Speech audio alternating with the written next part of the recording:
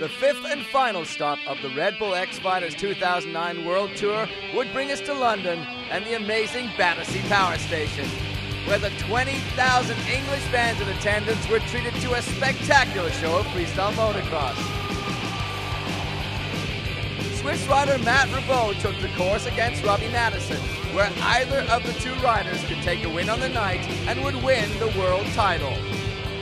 Ribot's riding was spectacular, and Robbie Madison was nervous until this, a flat tire, would cause him to come short on one of the jumps in a terrifying crash.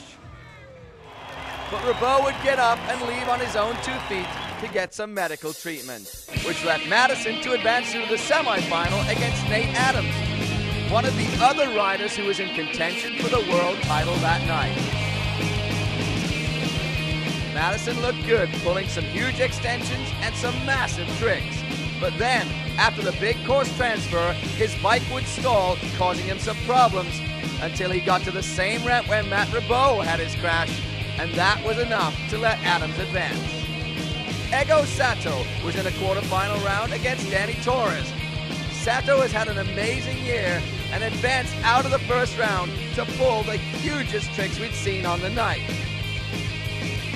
Unfortunately, Ego couldn't pull his lazy boy backflip, and that was the nail in the coffin that let Torres go through.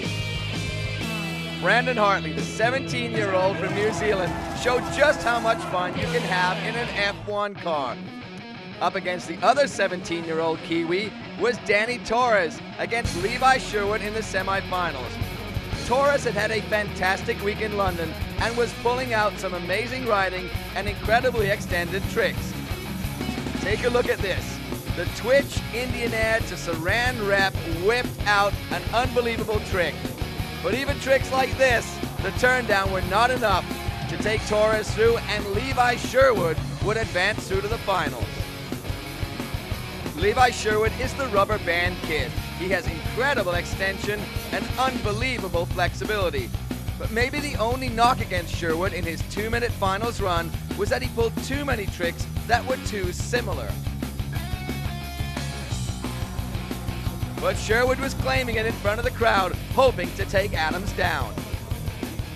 With the win against Robbie Madison in the semifinals, Nate Adams had already claimed the World Series. Here, he pulls one of his signature 360 tricks, the only rider in the field pulling 360s, which the judges would almost certainly reward. But tonight, even Adams was having some troubles.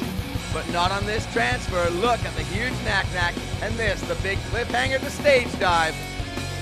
Not even checking the bars as he comes down to the landing.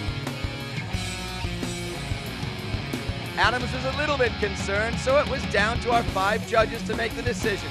And their decision, Nate Adams, #1 in London.